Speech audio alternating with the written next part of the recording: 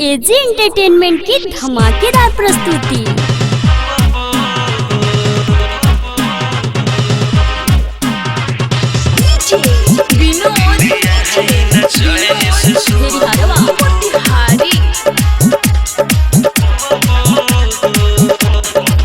निंदिया न चैन से सोअबू हो, रोजी हमरे याद में रोअबू हो। निंदिया न चैन से सोअबू हो, रोजी हमरे याद में रोअबू हो। छोड़ी के भाले जात तू बाड़ू, छोड़ी के भाले जात तू बाड़ू, बाकी हमरे के जान तू जो हबू हो। निंदिया न चैन से सोअबू हो, रोजी हमरे याद में रोअबू हो। निंदिया न चैन से सोअबू हो, रोजी हमरे याद में रोअबू हो।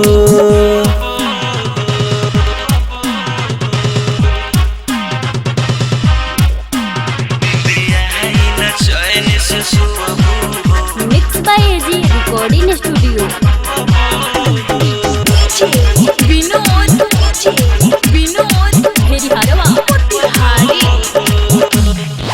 पागल जदी हो जाई बतोहारा, प्यार में हम ये जान हो। सच कहतानी हो, करे जा माफ करी ना तुहे भगवान हो।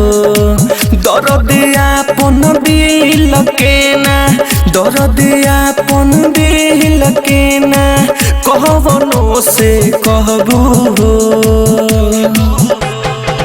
निंदिया न चैन से सोअबू हो, रोज हमरे याद में रोअबू हो। निंदिया न चैन से सोअबू हो, रोज हमरे याद में रोअबू हो।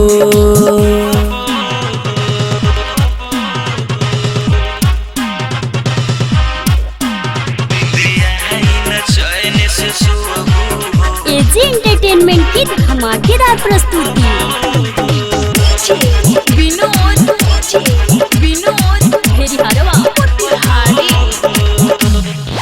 शशि दीवाना कहता याद तोर दिलवा से न जाई हो। जैसे हमारा बाड़ू तड़ा पावत रब तोहरो के तड़ा पाई हो।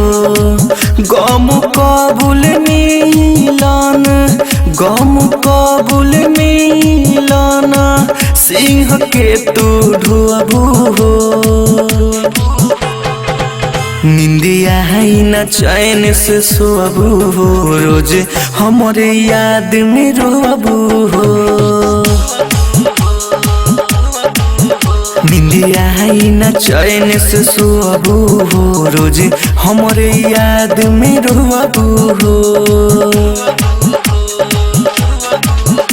Mix by AG recording studio, Roshanpur Sapaha.